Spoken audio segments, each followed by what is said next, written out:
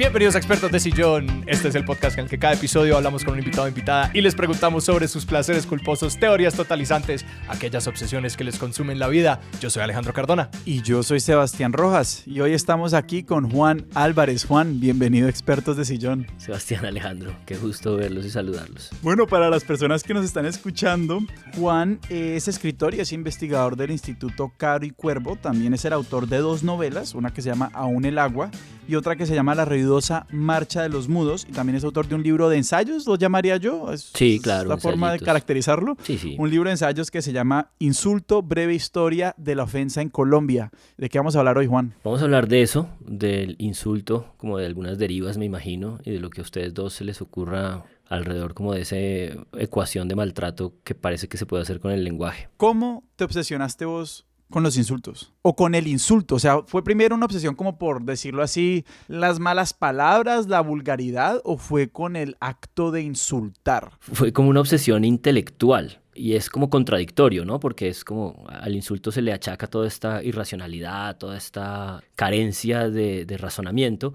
Y yo creo que a mí lo que pasó es que empezando a estudiar el doctorado tenía como que encontrar un ángulo de investigación y poco a poco fui decantándome por ahí. Es súper interesante lo que decís de que en ese acercamiento inmediato al insulto lo asociamos inmediatamente como con el bajo pensamiento.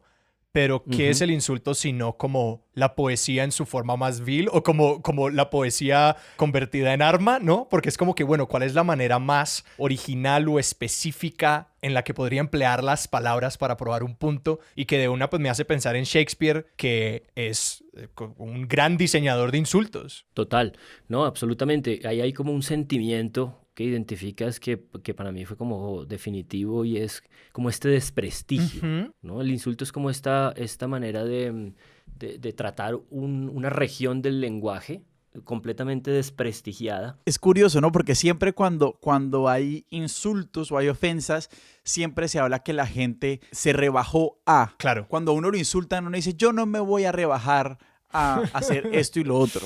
Entonces siempre, exacto, esa visión de la degradación del lenguaje, pero pues que es un poco infantil. No, total, exactamente. Ahí están ustedes un poco desglosando lo que yo en algún momento organicé con la idea de que en la esfera pública tenemos unos 5 o 6 lugares comunes, unos 6 clichés con los que despachamos el insulto, con los que tratamos de tratar con él, con los que tratamos como de manejarnos alrededor de él para que las cosas no se desborden. Uno es ese, la idea como de que el insulto pertenece a un escenario popular, no educado, inculto. Hay otro muy grave que es esta idea como de que no estás a la altura del argumento, de la discusión racional, de este dogma del consenso occidental del siglo XX. Otra es esta idea como de que es el arma de los débiles, ¿no? Como no tienes otras herramientas, tienes como eso que puedes lanzar con las palabras, como ese zapato que le lanzó aquel periodista a Bush en una rueda de prensa a Bush, sí. Exacto. Y justamente, y me alegra mucho que empecemos esta conversación por aquí, porque justamente como que el quid definitivo en el doctorado fue como desarmar esos 5 o 6 prejuicios, no en el sentido como de probarlos equivocados, porque al final de cuentas esos son como solamente constataciones. Era más un problema como de darle vueltas de por qué necesitamos de esos lugares comunes, de esas salidas frente a ese incendio, frente a esa quema, frente a esa arma que decía Alejandro, frente a esa manera como con el lenguaje de maltratarnos, de ofuscarnos, porque al final de cuentas cuando uno irrumpe con ese artefacto, uno como que altera las conversaciones. Es como una cosa fuerte, pues. Hay algo súper interesante ahí como intentando pensar en por qué, básicamente como que en la esfera pública no hay herramientas para lidiar con eso, y se me ocurre que si pensamos como en el discurso público o en una discusión o en un debate, como 2 ejes, como el eje del contenido y el eje de la forma. Pensamiento preponderante es como que, bueno, lo que nos interesa es contenido y la forma es la decoración del ponqué. O sea, la forma, si lo puedes decir bonito, pues puntos extra, pero no estamos aquí para eso. Que el insulto, a mi parecer, se ocupa mucho más de la forma que del contenido. porque incluso si vos vas a la persona que es mejor insultando, y yo de nuevo como que vuelvo a Shakespeare porque quizás es como el ejemplo que tengo ahí como de echar mano más pronto, Shakespeare no dice más que ese tipo es feo o esa señora es grosera o de que este señor es de baja clase, ¿cierto? Como que el contenido realmente ni cambia ni evoluciona ni es muy profundo, pero la forma es donde se muestra la creatividad, y que como que en esa esfera pública no hay realmente una manera de juzgar esa forma porque el estándar se convierte, bueno, no se trata de si esto es coherente o real y se vuelve sobre, ¿es esto poético, creativo, nos emociona como la manera como esta persona usa las palabras, y que pasa como de los hechos y los argumentos a como pues un arte, ¿no? No, definitivamente. La piedra de toque que más me interesa de todo esto tiene que ver con esa esfera pública y tiene que ver con lo que alguna vez como que he tratado de pensar en términos de la alfabetización democrática. Hace 200 años, cuando estas cosas empezaron a ser repúblicas, hubo esta especie de consenso letrado sobre la idea de alfabetizar a la gente, de que aprendieran a leer y a escribir para que pudieran tener ese lugar de la votación, ¿no? Para que pudieran acceder a esa idea de que, bueno, eres un ciudadano, puedes votar, eres suficientemente. Y yo creo que esa alfabetización hoy en día es absolutamente insuficiente, y la alfabetización tiene que complejizarse, pero en términos generales esa esfera pública está ahí para que nosotros tengamos esa información que hace que definamos esta gente que ponemos al frente de la empresa más grande de nuestras existencias, que es el Estado, los gobiernos. Y en ese escenario, esa gente que trabaja en eso, en esas comunicaciones, de esa lectura del panorama público democrático, toda esa gente es absolutamente perversa y elaborada en esta cosa de los sentimientos, de las emocionalidades, de estas cosas que mueven el temperamento de la gente. Por eso digamos que no es tan gratuito esta idea como de la crisis y del trauma que tienen los viejitos hoy en día con esto de que la gente vive indignada y que la indignación. Creo que son los viejitos descubriendo que el mundo de los políticos está allí como haciendo vibrar y haciendo definir cosas muy definitivas para nuestras existencias. Y yo creo que en esa ecuación el insulto es una cosa como definitiva, porque aprender a leerlo, eso que Alejandro está sugiriendo, que es aprender a tener herramientas para lidiar con él, es una manera de aprender como a leer y a complejizar todas esas ecuaciones de juego emotivo con el que los políticos juegan.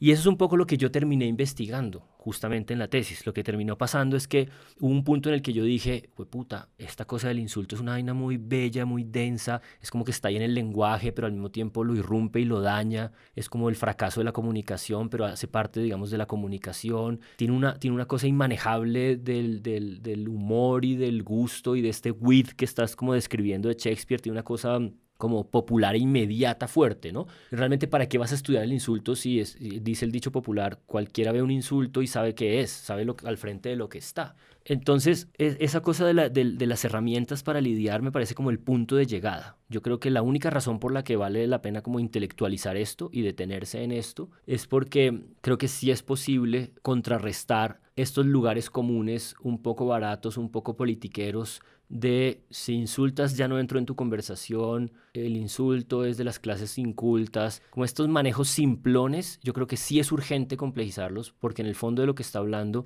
es de que los políticos y los estrategas sí saben que detrás de ese argumento siempre hay una capa de pasión y de emocionalidades muy grande. Eso es lo que me salta a la mente de inmediato con lo que decís, como de que el insulto hace explícito ese juego emocional, como de que, oigan, aquí hay unas cosas que nos importan muchísimo y que muchas veces la persona que tiene una posición contraria a la mía me produce ira, pero que en el juego de la política eso no se puede reconocer, ¿no? Se tiene que mantener esta fachada siempre de, no, esto es puramente sobre la política y puramente sobre las decisiones. Yo no voy a reconocer programas, exactamente, sí. Y que reconocer que en ese momento siento ira o siento un desdeño profundo por mi rival o por la posición de mi rival, como que desbarata eso un poco y los trae como a un espacio muy humano. Y pues no por llevar la conversación por allá, pero como que Trump ganó muchísimo terreno en la partida de sencillamente reconocer como que mucha de la gente sencillamente tiene rabia, yo voy a hacer eso corpóreo y insultar a mis rivales y no proponer demasiadas como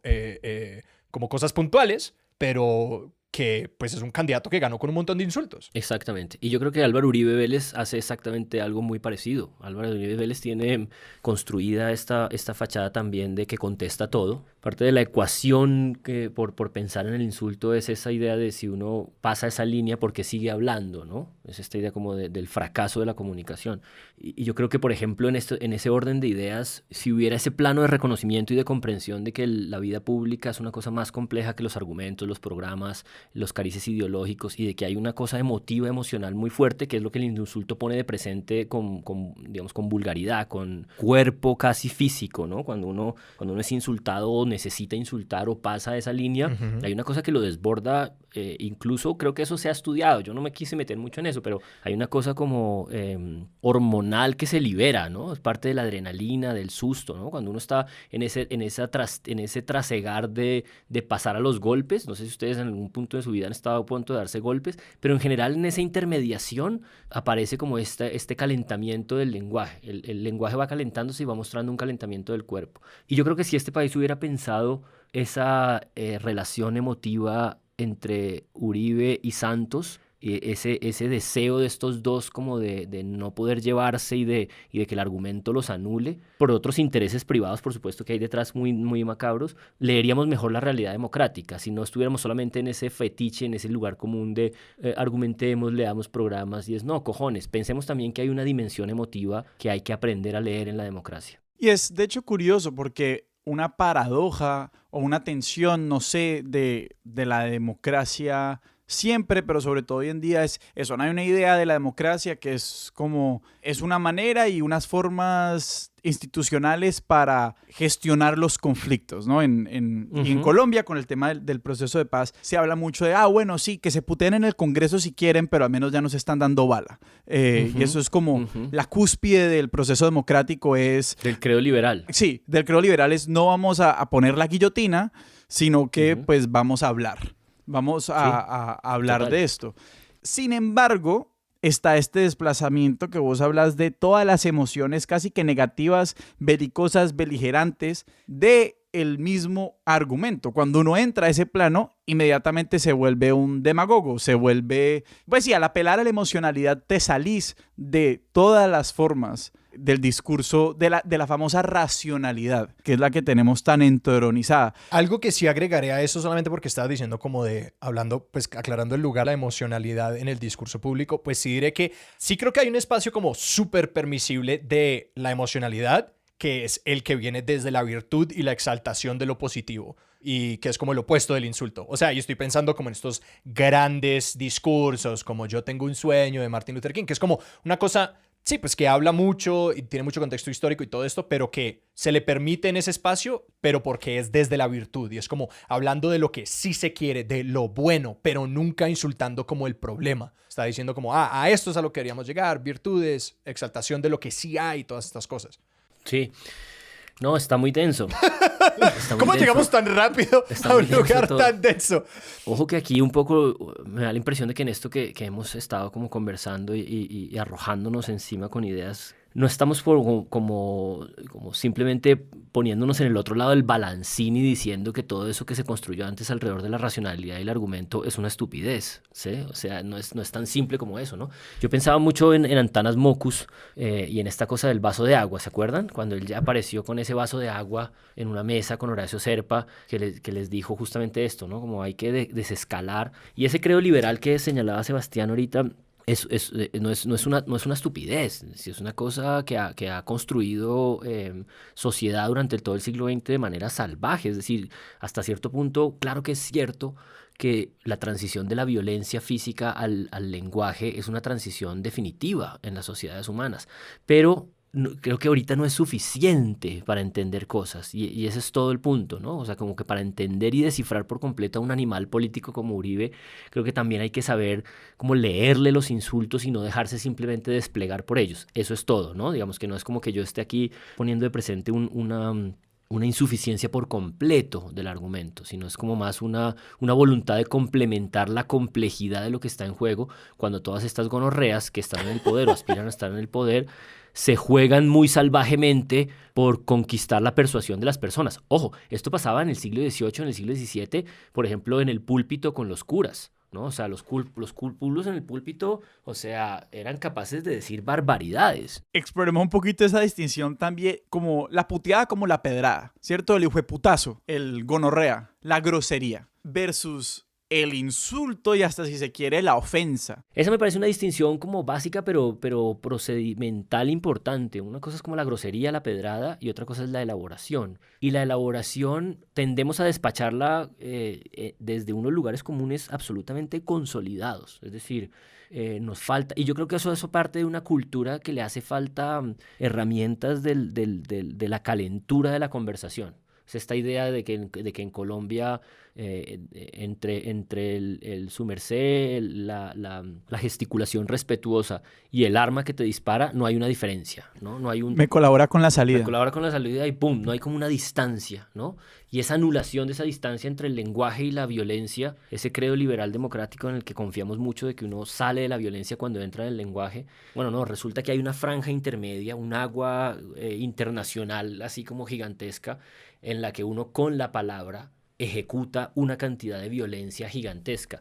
Y yo no creo que eso solo lo hace el insulto. Ese es mi punto. Uno de los descréditos definitivos del insulto es que cuando uno lo implementa, cuando uno lo utiliza, está simplemente lanzado al maltrato. Y para maltratar hay muchas otras formas. Uno es capaz de maltratar con los elogios, uno es capaz de maltratar de miles de maneras. Es horrible. Somos máquinas de maltrato. Y no es solo el insulto. Entonces, cuando uno solo le adjudica al insulto la capacidad de maltrato, realmente está desatendiendo todo ese universo de posibilidades de maltrato. Y desatender las posibilidades con las que hacemos maltrato no es bacano, o sea, no es democrático. Pues de hecho hay una idea que me pareció muy, muy interesante y es esta idea del insulto como, creo que usar la palabra asalto y como acecho y hablas de lenguajes especializados y volvemos a formas como el derecho. O sea, desde la ley se ejercen maltratos. Claro. Y la ley codificada es pues uno de los grandes pilares de nuestras democracias. No, absolutamente. Y todo esto iba como al punto del asalto y del acecho de los mercados de comunicación. Bourdieu tiene toda esta cosa de sociólogo sobre la comunicación y el man dice, hay mercados de la comunicación. O sea, una cosa es lo que vos decís en la tribuna del estadio y otra cosa es la que dice el juez en el tribunal.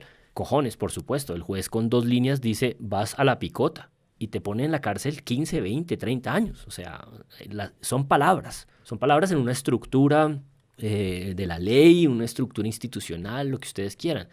Pero hay una franja, y es a lo que volvemos al problema, y hay una franja gigantesca. ¿Y en dónde entonces puede ocurrir el insulto? En casi ninguno de esos escenarios. O sea, en la mayoría de los escenarios sociales, civiles, esto hace parte de una candela con el lenguaje en el que dañas algo, ¿no? O sea, si tú en un tribunal vas e insultas al juez o el juez te insulta a ti también, o sea, algo se rompe. Y en términos como poéticos, y eso sí es una especie como de formulación que yo pues me eché encima, está esta palabra de acecho, porque es como, es lenguaje, pero también es acecho del lenguaje porque lo puede dañar, en el sentido de que entendemos que el lenguaje está para intercambiar ideas, para comunicarnos, para transitar como bits de cosas. Y si eso aparece y daña todo el esquema de comunicación, pues parece que está haciendo lenguaje que al mismo tiempo daña el lenguaje, ¿saben? No sé. Y para desenredar esa pita, me parece que podemos ir a esos lugares comunes, que digamos que hemos anunciado con tanto bombo y que nos despistamos. Vamos a postergar. El insulto como una manifestación de lo popular y por consiguiente lo inculto. Hay otro huevón de estos muy, muy famoso que se llama Laclau, que es argentino, que es un tipo fascinante. O sea, si alguien está fastidiado con que haya un lugar común en la esfera pública latinoamericana hoy en día que diga como populista, no sirve, por favor vaya y lea Laclau, porque Laclau básicamente lo que hace desde Argentina es como una gran defensa del populismo. O sea, hay gente de derecha y del neoliberalismo que lo odia, por supuesto, porque en el fondo él es un filósofo que defiende la experiencia política del pueblo. Y parte de lo que él dice es que la experiencia política del pueblo es una experiencia que tiene unos valores retóricos que están desprestigiados.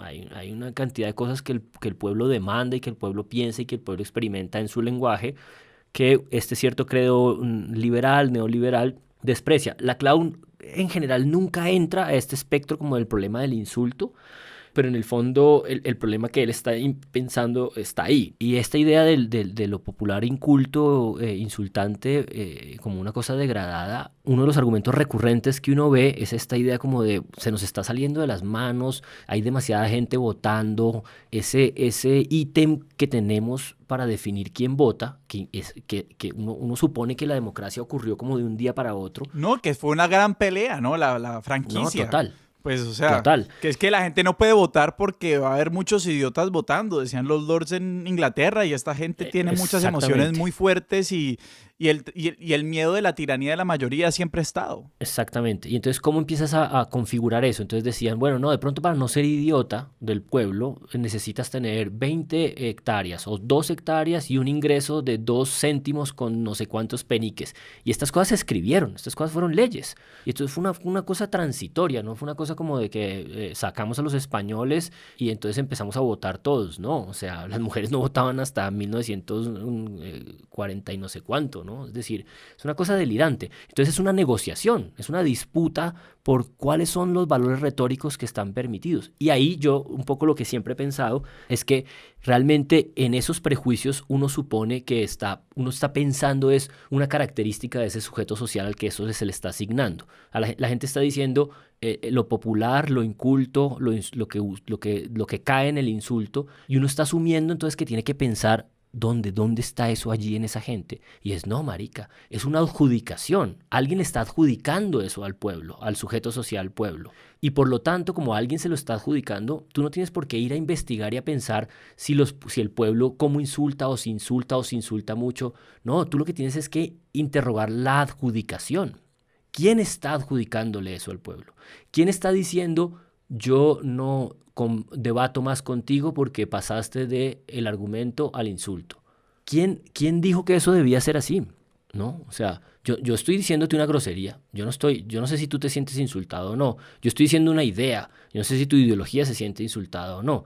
Pero son como esas adjudicaciones. Entonces, a mí me parecía muy importante como empezar a leer los textos, empezar a leer los documentos, zafándose un poco de esa idea como de que yo tengo que ir a ver si eso es cierto o no. Un prejuicio uno no necesita saber si es cierto o no. Un prejuicio uno debería preguntarse es quién lo está administrando, quién lo está adjudicando, quién está enunciando e instrumentalizando ese insulto y para qué. Y ahí entramos en un terreno que es interesante porque la adjudicación no es solo de un lado, y si nos movemos, digamos, al territorio de la red social, o sea, de las redes sociales hoy en día, hay muchos actores adjudicando ofensa e insulto en todo lado. O sea, digamos como que es fácil, por decirlo de alguna manera, decir como no, son las élites las que dicen el pueblo es el que insulta, ¿sí? Pero pues hoy en día... Son los tuiteros, es a donde vas. No. Las redes sociales se dañaron la democracia. No estoy diciendo eso. Sí. No, pero está haciendo un punto clave, y es que hoy en día yo creo que mucha más gente tiene muchos más instrumentos retóricos y de lenguaje. Entonces todo está mucho más enredado, claro. Y también creo que estás pensando, Sebastián, la idea como de que ya no es solamente un problema de quién enuncia y quién maltrata y quién gesticula y quién es el autor de ese insulto, sino que uno también se puede declarar ofendido. Y declararse ofendido es como un espejo, o sea, si esto es un átomo, o sea, si este es el lenguaje y el insulto es esta capa que está afuera, que es como un electrón radioactivo que puede destruirlo, ¿no? Que está como pegándole y que está haciéndole daño todo el tiempo. El problema de ese electrón inestable... El radical libre. El radical libre, exactamente. El radical libre, el que puede hacer que el átomo estalle o el átomo se estabilice, no es un problema solamente de quién está como enunciando, sino cómo estamos escuchando. Y esta cosa de declararse ofendido es la contracara de todo. O sea, en el libro yo pienso con la cosa del 20 de julio, que es este teatro, ¿no? de nuestra fundación, el Florero de Llorente. Nadie que haya estudiado en Colombia, para sus escuchas internacionales me perdonarán la cuña aquí, es un papel que me está pasando Sara Trejos, que me dice, para nuestros escuchas internacionales que no saben lo que es. No, mentira, Sara no está haciendo eso. El 20 de julio es como nuestro grito de la independencia, nuestro momento cúspide, nuestro inicio de revolución, y se supone que empezó con un insulto. El insulto que parece que ocurrió fue que un español le iban a pedir prestado un florero y el man no lo quiso prestar y se transaron ahí como en pelea, y el man dijo que la gente que vivía en ese lugar, que era el Nuevo Reino de Granada, eran perros sin dientes. ¡Mua! Y realmente lo que ocurrió es que, independiente de que el man haya dicho eso o no, los criollos que estaban ahí dijeron, perros sin dientes, y empezaron a decirle a todo el mundo, este malparido dice que nosotros somos perros sin dientes. Somos perros sin dientes, vamos a dejar que nos digan eso, y calentaron el ambiente haciéndose los ofendidos. Digamos, esa es como mi tesis. Es una tesis completamente narrativa y delirante. O sea, yo no sé por qué me dejaron graduar. ¿Qué parte de una historia que es tan narrativa? O sea, el florero de Llorente Están es como... están los archivos. Ajá. O sea, están los archivos y está ahí en los documentos. Y estos manes escribieron narrativa también y informaron ahí en su diario. O sea, yo tampoco es como que me esté inventando una cosa demasiado. Eso está ahí en los archivos. Pero lo que también es muy claro es que este man pudo haber dicho eso o no, ¿qué importa? Lo cierto es que los criollos notables, esa gente que había hecho capital y estaba harto del gobierno español y le cobraba muchos impuestos y no los dejaban acceder al poder y estaban hasta las huevas de la corona y Napoleón había tumbado al rey de España y todo estaba muy caliente y era como una oportunidad de independizarse en el sentido como de poder comercializar sin tener que responderle a Sevilla, a la corona. Los manes dijeron, esta gente nos está identificando, maltratando como unos huevones que no reaccionamos. Miren a ustedes a ver si no, y empezaron a bajar gente del pueblo, y empezaron a bajar gente de la ciudad, y Bogotá tenía una cierta cantidad de gentecilla, y esa gente fue a la Plaza de Bolívar, y se calentó, y se sintió ofendida, aparentemente, porque por eso hubo 20 de julio, o sea, por eso hubo revolución, ¿no? Pero bueno, es una especulación, digamos, pero no es una especulación contemporánea. Lo que quiero decir es que esos mecanismos retóricos de lo que el lenguaje hace con nosotros como seres humanos es una cosa antigua. Eso fue hashtag perros sin dientes y se extendió. Perros sin dientes, sí. Estaba trending en Bogotá. Entonces hablemos más del sentirse ofendido, pues porque hay dos formas, entonces abrimos como dos canales de pensar el insulto. Uno es simplemente como clasificarlo, adjudicarlo, decir como esto es un insulto, esta gente está insultando. Y el otro es, esta gente me ofendió. Pero eso logra la adjudicación en sí misma. Lo que yo veo pasar en Twitter todo el tiempo es que la gente sencillamente como que lee lo que se les da la gana y en lo que se les dé la gana, como que en el Día de la Madre uno puede decir feliz día a todas las madres y la gente es como, ¿y los padres solteros? Y uno dice feliz día a los padres solteros en este Día de la Madre y la gente es como, ¿y las madres qué? Y uno es como, ¿cómo? Aquí no puedo hacer nada bien porque todo el mundo sencillamente lee con la agenda que se le dé la gana y ergo insulté. Pero igual, esa idea de la adjudicación por un lado y el sentirse ofendido por el otro abre un espacio mucho más grande como al oportunismo casi que propiamente político o electorero o lo que sea. Y es que yo sí creo que uno no tiene que estar ofendido para adjudicar el insulto, que es lo que es muy provechoso, sobre todo yo creo que para los políticos, pues porque yo digo, o sea, yo puedo decir como, esto está mal sin decir esto me ofende a mí, pues porque también apela a un público que puede ofenderse por eso, Sí. sin yo declararme ofendido. O sea, estás levantando el espejo, pero angulando el espejo. Es como que aquí hay ofensa. ¿Quién se para aquí al frente de la ofensa? Sí, es como decir como, vean, aquí les estoy tirando algo para que ustedes resuelvan. Yo sí estoy convencido de que estamos como lanzados a una maraña de sentidos así como muy, muy extraña en esta nueva esfera pública, porque yo sí estoy convencido de que hay una nueva esfera pública. Y una esfera pública parcialmente anónima, que creo que es como gran parte de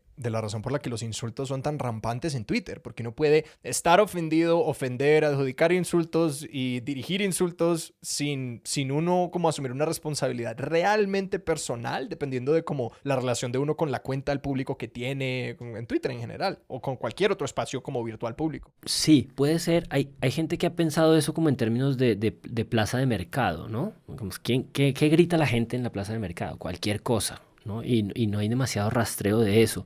Con todo esto, supongo que lo que estoy queriendo decir es que me gusta mucho, que me parece que la narrativa de lo que ha ido ocurriendo en esta conversación es que hemos como desplegando, ¿no? Derivando posibilidades, y eso tiene que ver con ese electrón inestable. Es que siempre que estás como al acecho de comprender el insulto, como de estabilizarlo y de decir, hay estas 4, 5, 6 cosas, el man te despliega algo más.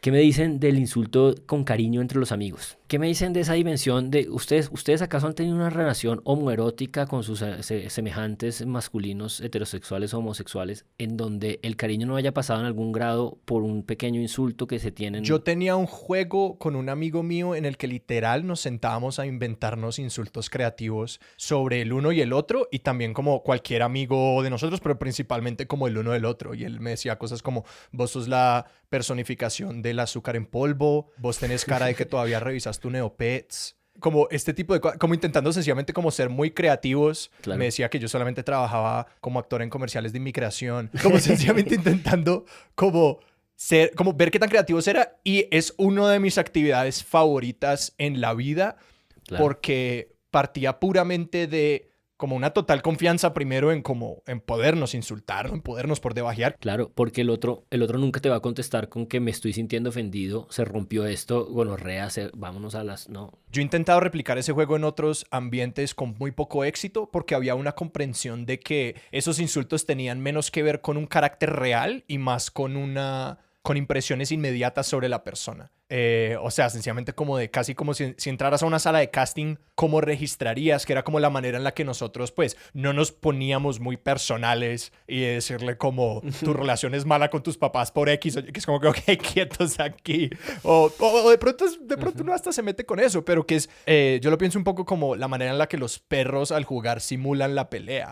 Que el insulto puede ser juego por esa misma razón, que si uno ve perros corriendo en el parque, lo que ellos están simulando es pelear, están simulando cazar, están simulando morderse los cuellos, pero todo es aplicando la cantidad correcta de presión, y creo que ahí está como el baile divertido con los amigos, que como el mordisco, uno si aplica Total. presión de más, Se hace daño. se hace daño, pero si no se compromete al juego, pues no hay juego, porque en el juego tiene que Total. haber como un compromiso a como realmente simular la cosa. Nunca lo había pensado así, y es exactamente así, es como ese intermedio entre que las palabras se materializan, porque viste que hay una estructura como retórica que nos gobierna, que es esta idea como de hacer es una cosa y decir es otra, y esa mierda yo nunca la he entendido, es decir, A menos de que estés en Alcohólicos Anónimos.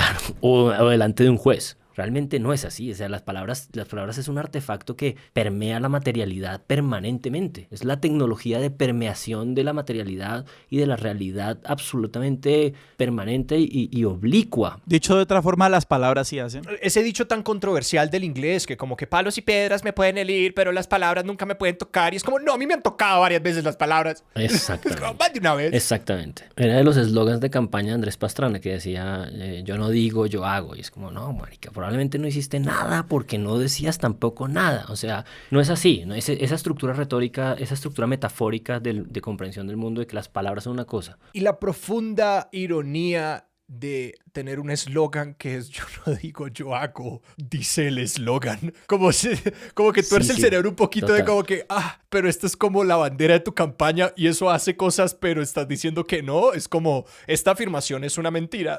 No, pero me gusta, volvamos a esa metáfora del perro, porque esa dimensión del amigo y del insulto y el maltrato con el amigo, que además no es solo masculina. Yo en algún momento dije, bueno, voy a desechar eso porque esto es como lo que hacen los hombres heterosexuales. No, las chicas también se dicen una cantidad de barbaridades muy bellas porque se las pueden decir porque están en un escenario y en una economía del lenguaje en el que ellas solamente se lo permiten, o sea, ellas gobiernan eso y deciden, y tiene que ver con esa presión, esa idea de la presión me gusta mucho. Yo una vez fui como el entrenador de un equipo de comedia de solamente mujeres y fue como muy mágico ser testigo de la manera como ellas usaban el insulto, porque era como todas las cosas que pues las mujeres detestan que se les diga, particularmente desde los hombres, como que ellas lo podían hacer entre ellas porque era pues eso, era la simulación, era el juego. Claro. Y sencillamente como haber podido ser un hombre en ese espacio fue como algo que yo atesoré mucho, porque era verlas como tratarse de esas como hermosas maneras horribles en los que todos los amigos, y pues por ser hombre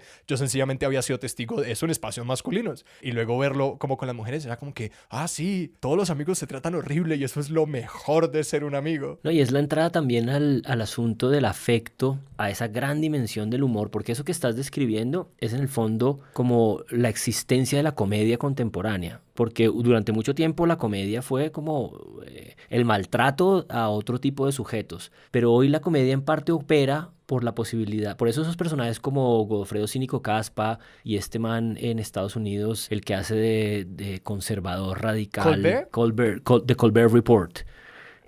Todos estos personajes que impersonan un sujeto y empiezan a maltratar ese sujeto social. Sí. Digamos, toda la cantidad de chistes que hay sobre los afro lo pueden hacer un afro, ¿no? O sea, es un afro el que puede burlarse de su propia condición de sujeto social. Y eso es como, a mí me parece que es como la realidad del humor contemporáneo, ¿no? De la propia burla y raya en en el insulto, en la elaboración, porque esa elaboración, por supuesto, puede hacer daño, hay que tener mucho cuidado. Esto no es una defensa simplona de ese universo, es una manera simplemente de detenerse a pensar en él. Pero ese universo que puede hacer daño con el lenguaje es una riqueza. Es una riqueza de la inteligencia, de la observación, de lo que puede ser comprensible y por lo tanto no se trata como de la anulación, ¿no? Ven que esta idea como de que la corrección política tiene toda esta mala fama hoy en día, ¿no? Como que ya no se puede decir nada, ¿no? Ya no puedes insultar a nadie. Y es como, bueno, o sea, en la mesa pública donde te sientas a comer con los demás, pues más te vale que no insultes a los demás con los que apenas estás comiendo y no conoces y no están identificados contigo y no saben tú quién eres. Y es como también una manera de leer esas barreras de nivelación de la mesa de juego pública, ¿no? Sí, y que hay algo súper interesante que estaba escuchando una entrevista con Bo Burnham, que es un comediante que él tiene una trayectoria bien interesante porque él empezó haciendo comedia en YouTube hace 16 años, cuando tenía 14 años, era muy pequeño, entonces él ha hecho muchas cosas de las que luego se arrepiente, mucho contenido que pues decir desde el 2006 hemos evolucionado mucho en todo el mundo sobre lo que es aceptable. Claro, suena lo que le ha pasado a cualquier youtuber, ¿no? Que tiene sus videos vergonzantes. Claro.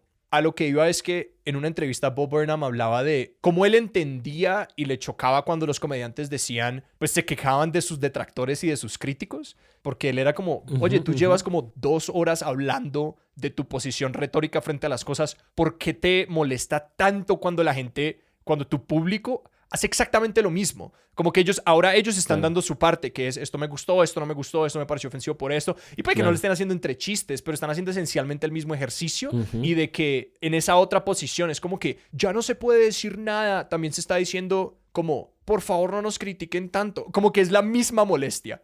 Es la misma, es como, Claro. ¿te molesta mi retórica? A mí me molesta la tuya. Y que es como la misma fragilidad, el mismo desconfort por el análisis que el otro está ofreciendo sobre uno. No, es que hay una cosa como muy patente en la operación, en esta operación, digamos, liberal clásica de la libertad de expresión. Y es que todo el mundo está muy, muy claro con ese lado de poder decir lo que quiere decir, pero ¿cuánto nos cuesta escuchar lo que no queremos escuchar? Y ese otro lado, ese lado oscuro de la luna, ¿no? Como escuchar lo que no queremos escuchar, yo creo que es lo que el insulto está ahí como para encender y decir, aquí está. El insulto es imposible o intenta hacerse imposible de no pararle atención, ¿no? O sea, si te pilla, o sea, si te sientes insultado, si te pilla, o sea, hacerse el loco en un escenario en el que te están insultando y como corporalmente, como no me estás insultando, no siento nada, es dificilísimo porque yo sí creo que hay una cosa como de la conexión entre lo que pasa en tu cerebro que escucha y tu operación, yo no sé si esas son glándulas, supongo que no son glándulas, pero cosas que segregas, ¿no? Cosas que segregas en el cerebro. No, pues en especial cuando hay un público. Claro. O sea, especialmente porque yo estoy pensando como de esta demostración pública del insulto. Yo pienso como en el bar, ¿no? En el bar alguien se le para a alguien más y dice, ve, hijo de puta, que yo no sé qué. Eso es como 50% para el hijo de puta y 50% para el resto de la gente, para el resto de los comensales del bar. Pues, o sea, eso es ahí para todo el mundo. Entonces, como reclama una atención y pues que vuelvo a las elecciones del 2016 en Estados Unidos con Trump. Era como que todo el mundo decía como dejen de darle tanta atención. Y era, pero ¿cómo no? El tipo se paró en un espacio de la esfera pública en el debate de CNN y dijo Hillary es corrupta y el débil Jeb. ¿Cómo hacemos para no lidiar con eso? Que aunque está este cliché de decir yo no me voy a encontrar con eso, si el otro no para es tan difícil y se dijo mucho en el momento como de, bueno, incluso con Biden, era como, ¿qué debería hacer Hillary? ¿Qué debería hacer Biden? Vuelvo a él porque es como este ejemplo contemporáneo de un tipo que entró a esferas públicas y muy como explícitamente tiraba insultos, que no los enmascaraba tanto. No, claro, ahí hay una batalla retórica que hay que comprender. Y yo creo que el problema, y eso hizo el mea culpa la propia prensa norteamericana cuando este man gana y al par de años de gobierno, la gran conclusión de los medios de comunicación en Estados Unidos fue realmente no entendimos lo que este hijo de puta estaba haciendo y proponiendo. Volviendo a lo que hablábamos casi que de la rabia al principio de la conversación, como la rabia y el insulto,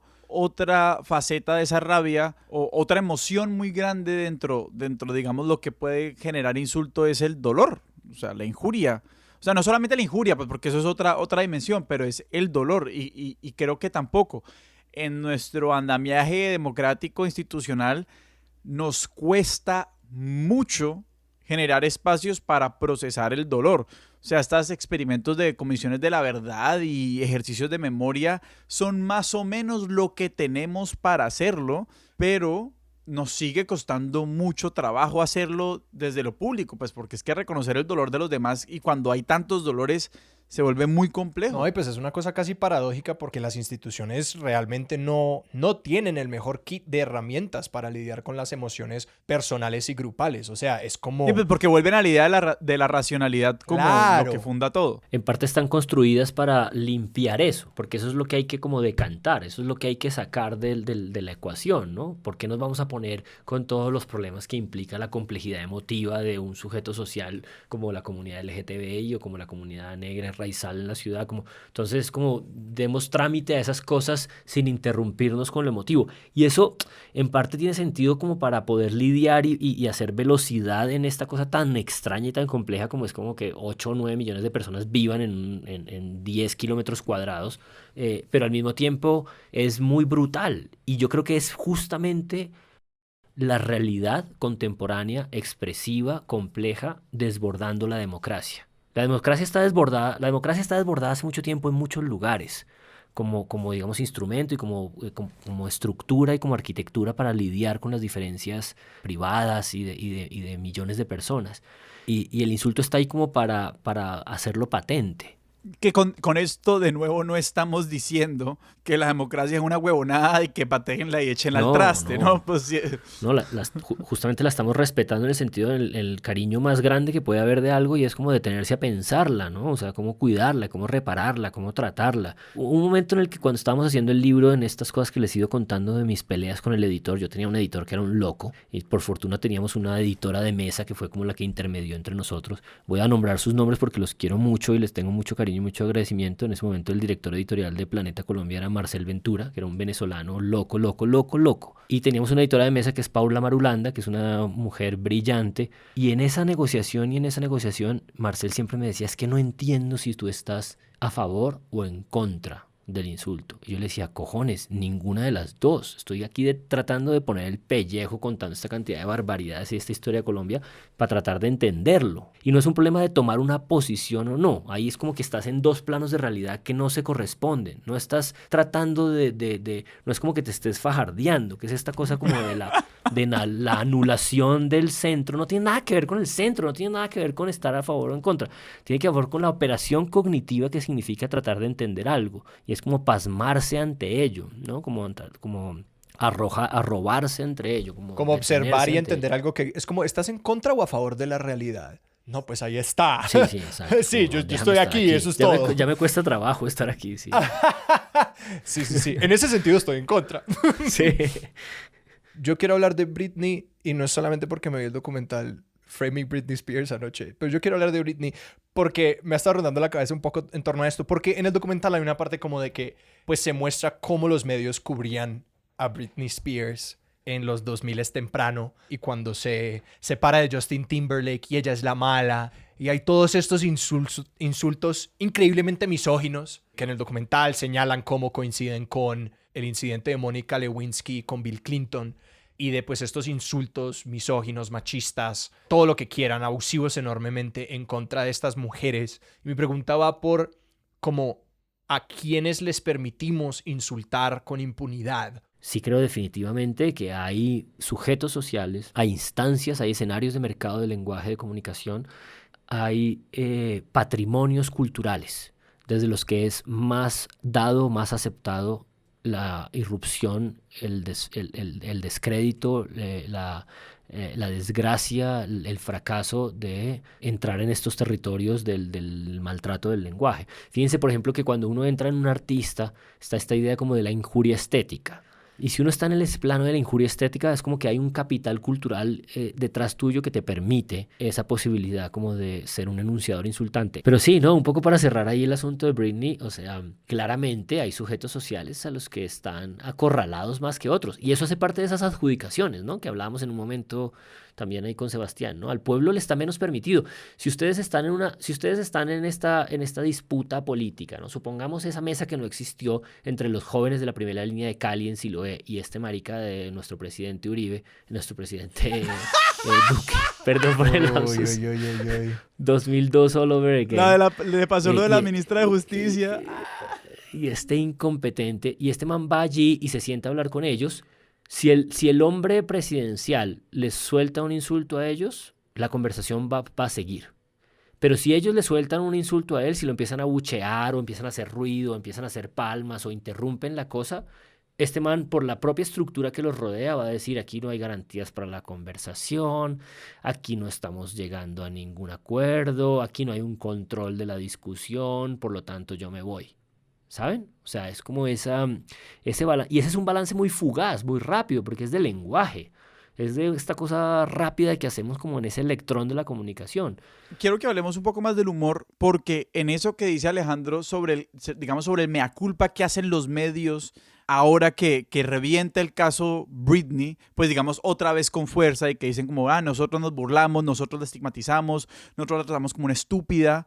Entramos como a un escenario de lo frívolo o lo que puede frivolizarse como un escenario donde el maltrato sí está permitido. Y creo como que no tengo claro cuáles son esos límites que empezamos a trazar como entre el humor, el insulto, la frivolidad, pues que al menos sí eso, hay una línea muy clara entre como los asuntos serios de la democracia o de la esfera pública, si se quiere decirlo así, lo frívolo, ¿no? Que obviamente está trazado por unas líneas de género, de raza, de clase, que son en sí mismas un maltrato. Porque es como, todo lo que hacen las mujeres no es serio. Todo lo que hacen las personas racializadas puede ser folclore, pero no puede ser alta cultura. No, totalmente. Escuchándote hablar pensaba en la figura del roaster, to roast someone en inglés, ¿no? Esta idea como de que te dispones en una estructura retórica para que te maltraten y ahí estás como entregado por completo al humor. Me parece una cosa deliciosa y exquisita de la cultura anglosajona. Es increíble. Yo una vez participé en un roast. Yo era una de las personas que hablaba como en burla y negativamente sobre otra persona, como un evento demasiado gozoso. Al final, en mi universidad hay una tradición de que a un hombre y una mujer del último año, pues antes de graduarse, se les hacía un roast delicioso. No, es delicioso, es una cosa maravillosa. Nosotros, alguna vez alguien cometió la irresponsabilidad de preguntarme qué debían hacer en la Feria del Libro de Bogotá y yo propuse eso. ¡Oh! Hicimos un roast con Fermín Muguruza, un cantante de punk vasco muy, muy famoso, y Fernando del Castillo, el cantante de 1280 Almas. Así como yo no sé quién es Britney, ustedes no saben qué es 1280 Almas porque son gente muy joven. Me siento ofendido. Y ahora que lo dice Sebastián, yo también. No, perdón, era como era la carta barata que tenía para jugar, era mi carta. No me voy a rebajar a eso. No, pero justamente oyéndote hablar y oyéndote formular esa idea, Sebastián, se me ocurría como, vale, sí, decimos como que están todas estas cosas estructuradas así y tal, pero ya no es tan cierto. Es decir, yo creo que esa cosa que despreciamos tanto de la corrección política, o que la desprecian otros, yo no la desprecio para nada, yo vivo permanentemente defendiéndola, justamente ha hecho que esa pregunta que tú estás haciendo se tenga que matizar porque ya no es cierto que en el espacio público, en el debate, permitamos que vengan a ensuciarlo y a empezar, y tenemos muchas herramientas ya para identificar y señalar que este debate está empezando con una estructura de prejuicios que hacen que tú supongas que a una mujer negra como Francia Márquez no le permites decir otras cosas que a otros sí le permites decir.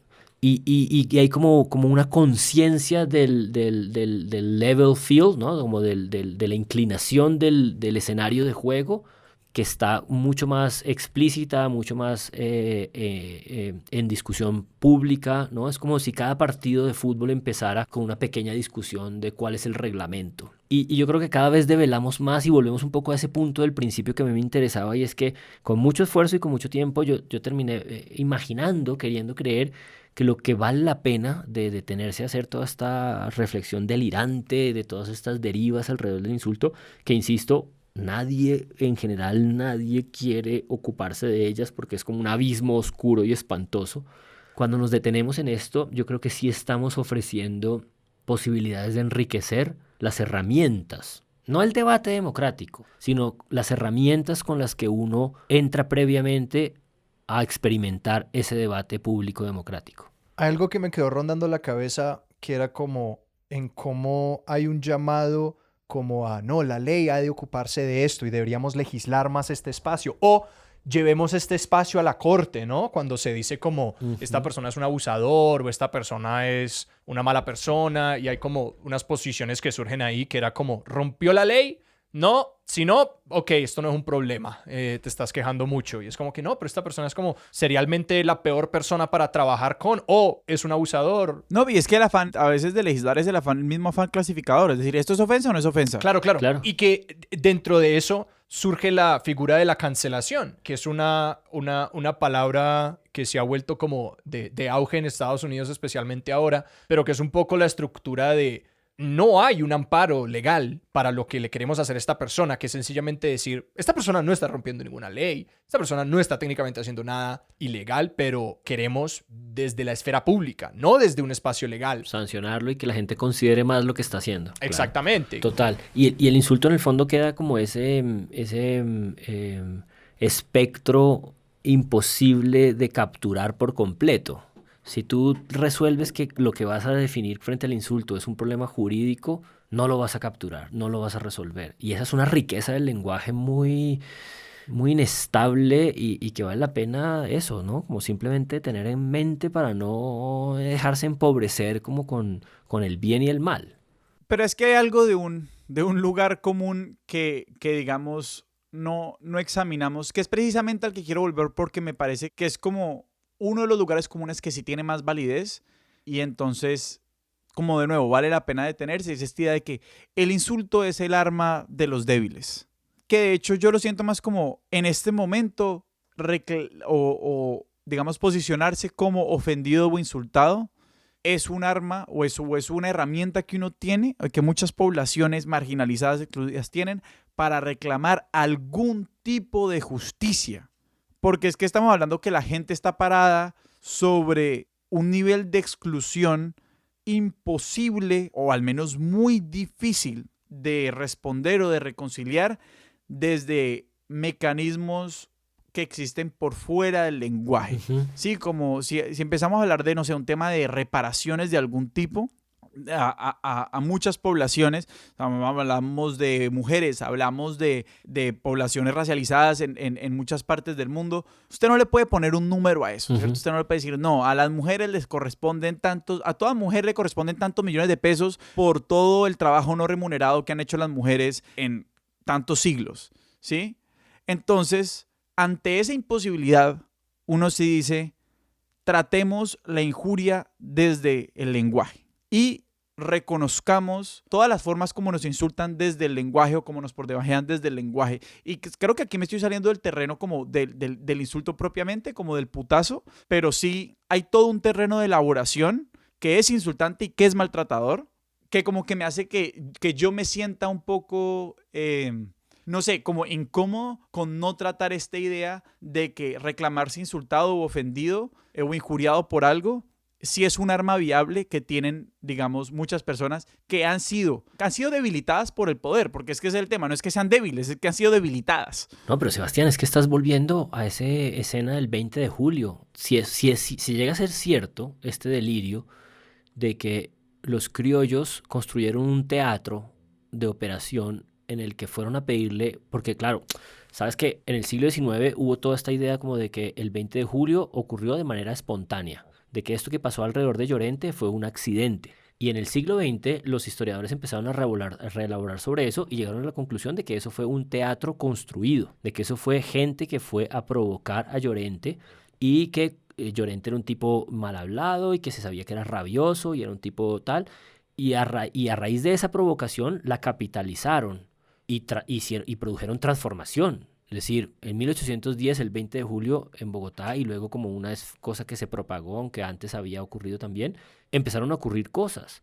Entonces, cuando yo un poco pienso, es como una baraja de cartas en las que las estamos como sorprendiendo y diciéndoles las reconocemos y las entendemos, pero no estamos diciendo como quiénes las pueden usar y quiénes no. Por supuesto que hay una enorme validez en la idea de reclamarse ofendido. Por supuesto que hay una estrategia de juego que justamente otros utilizaron en otro momento cuando tenían más alfabetización y más herramientas para jugar la cosa retórica, ¿no? Porque siempre está esta idea de que es un ejercicio de persuasión, ¿no? Estamos aquí en la sofisticación de la persuasión de las ideas y es como, bueno, cojones, si se trata de eso, entonces vamos a ir hasta las últimas consecuencias en ese ejercicio de persuasión, ¿no?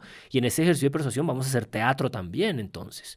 Y vamos a tirarnos también a la cancha, ¿no? A uno siempre le molesta cuando el partido se empieza a ensuciar y el jugador se tira a la cancha porque su equipo va perdiendo. Pero si su equipo va ganando, a uno no le molesta que el jugador se tire a la cancha y queme tiempo, ¿no? Es como esta cosa de que cuando las sociedades menospreciadas y debilitadas por el poder entran en este juego, entran en esta instrumentalización de la retórica, del juego del lenguaje con todas sus complejidades y empiezan a insultar también y a reclamarse ofendidos y a hacer uso de esos instrumentos. También valdría mucho la pena saber darse cuenta e identificarlo porque es como entrar en este juego. Estas disputas que en el fondo son interlocuciones políticas, yo creo que si ustedes se detienen un poco ahí pensando como por ejemplo en Presunto Podcast y en estas cosas que son como metalecturas de los medios, es un poco a eso a lo que me refiero como del valor que pasa por leerlo, por identificarlo, por detenerse, por saber cómo se está negociando en cada lugar. Y no como una simple adjudicación o aniquilación de quién lo puede usar y quién no, ¿no? El ejemplo del florero no es tan inusual porque yo solamente lo había escuchado como en un otro lugar, como esta creación voluntaria de ese teatro, que Rosa Parks, la mujer afro que se rehusó a moverse a la parte de atrás del bus, a mí me sorprendió aprender que eso fue como un acto diseñado por el movimiento de los derechos civiles que le pidieron a ella, ve, tú vas a ir y vas a hacer esto y nosotros vamos a llevar esto a la corte y vamos a boicotear el servicio de buses. Y vamos a registrarlo. Y vamos a estar ahí para registrarlo y que pues este evento que la historia se cuenta exactamente igual que la del florero de Llorente, como un evento espontáneo y que precipita esto, no, era un teatro que estaba allí pero es decir, no era un teatro que, pues lo mismo, en la provocación de Llorente, pues estaban provocando algo que estaba allí. Era precipitando un hecho que iba a ejemplificar un problema real que no le quita ninguna validez. Ser teatro no es una deslegitimación, claro, ser teatro no es una invalidación del acto, que es parte de lo que pasa cuando vas a una estatua y la pintas, ¿no? Vas a los héroes, pintas una cosa, estás haciendo un performance, una expresión material, pero al mismo tiempo simbólica. Mucha gente se sintió ofendida porque estás ahí, ¿no? Esta idea como de que estás maltratando los íconos de la historia de hace 200 años y es como, compañero, hoy nos hemos vuelto a detener, hay otros sectores sociales discriminados, despreciados, que están comiendo 2 comidas al día, que no tienen futuro, que necesitan respuestas de esta estructura social. Atiéndelas. Te está insultando y te está maltratando, por supuesto, está haciendo uso de los instrumentos retóricos, políticos del debate democrático.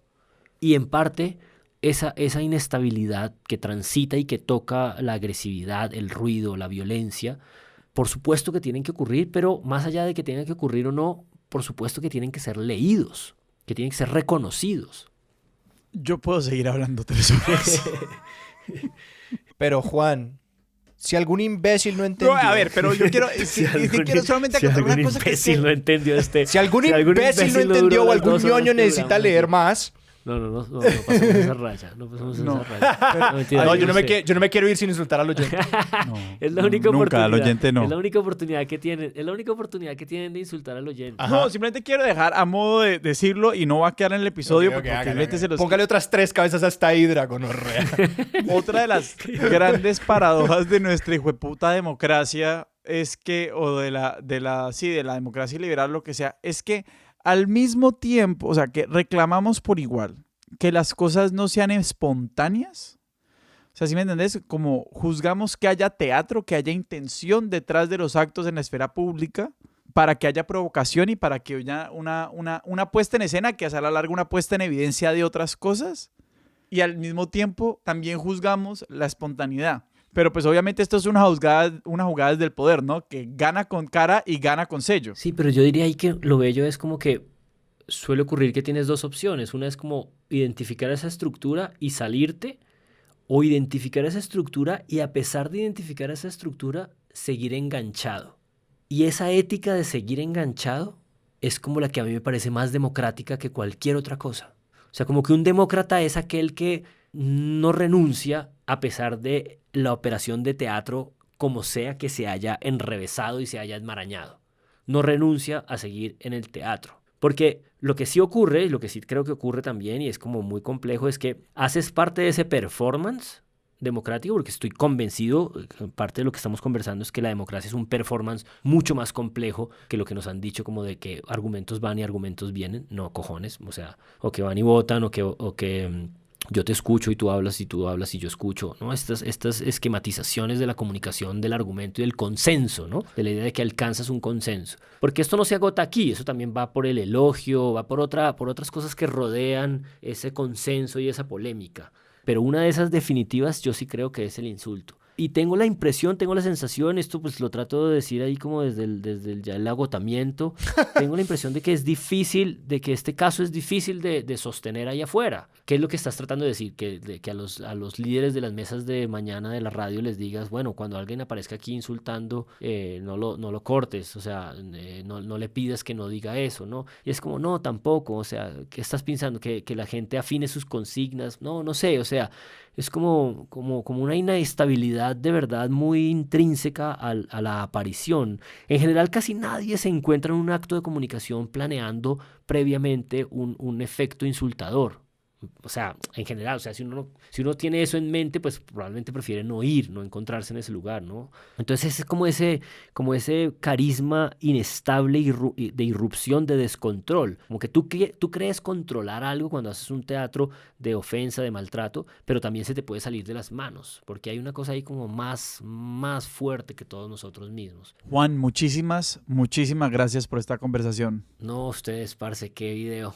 Qué deriva tan loca. Yo no sé qué carajos hicimos aquí. Y porque solamente esta es la única oportunidad que voy a tener de hacer esto. Juan, si algún imbécil no entendió, o si algún ñoño quedó con ganas de leer más, ¿a dónde los podemos apuntar? Mandémoslos a un libro que no se ha vendido nada, que se llama Insulto, breve historia de la ofensa en Colombia. Lo publica Sex Barral. Ahí me perdonan por la cuña, pero de algo tengo que vivir. Después de tanto que nos hablaste de los mercados masivos, nos vas a decir que no. Yo estoy buscando oportunidades para insultar. Yo sentía que tendríamos que haber insultado mucho más en este episodio. Sí, no pasamos el umbral de insultarnos entre nosotros mismos. Sí, no. Luego le metemos tiempo a eso. Y Juan, si la gente te quiere seguir, activa tus proyectos en redes, ¿a dónde los podemos apuntar? No los vamos a mandar a ningún lugar. Que se jodan, que busquen. ¡Eso! ¡Más insultos! ¡Sí! Acabamos temáticamente. Que se jodan todos. A nosotros, ¿a dónde nos pueden encontrar? A nosotros nos encuentran en Twitter como @expertosillón, en Instagram como @expertosdesillón y nos pueden escribir a nuestro correo expertosdesillón@gmail.com. La verdad, ojalá no sean muchos insultos porque somos frágiles. Nos pueden dañar el día con enorme facilidad. Nuestra música es de Juan Esteban Arango. Nuestro logo es de Sebastián Márquez. Expertos de Sillón es un proyecto de Sillón Estudios y es producido por Sara Trejos. Yo soy Sebastián Rojas. Y yo soy Alejandro Cardona. Esto fue Expertos de Sillón. Hasta la próxima. Gonorreas.